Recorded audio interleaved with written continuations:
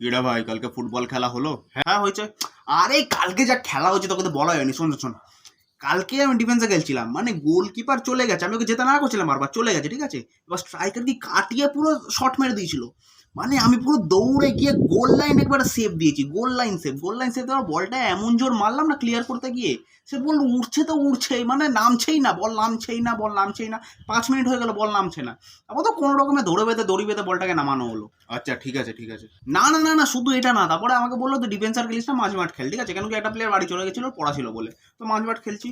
তো দুটো প্লেয়ারের ফাঁক দিয়ে বলটা যা গড়ালাম না পুরো, মানে বলটা গড়াচ্ছে এখন অব্দি বলটা গড়াচ্ছে। আরে বুঝলাম তো, থাম না তুই না। ব্যাপারটা বুঝছিস না, ধর দুটো প্লেয়ার, এখানে একটা প্লেয়ার, এখানে একটা প্লেয়ার, আমি এখানে দাঁড়িয়ে এখান দিয়ে বলটা গড়ালাম, এখান দিয়ে গলছে, বল গলছে তো গলছেই, পুরো আইসক্রিমের মতন গলে পড়ছে।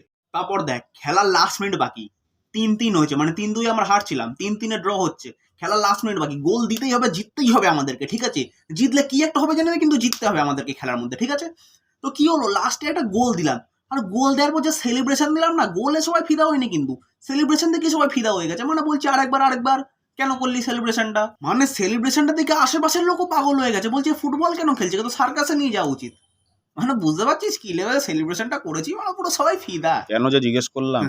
হিংসে, তুই আমার উপর হিংসে করছিস।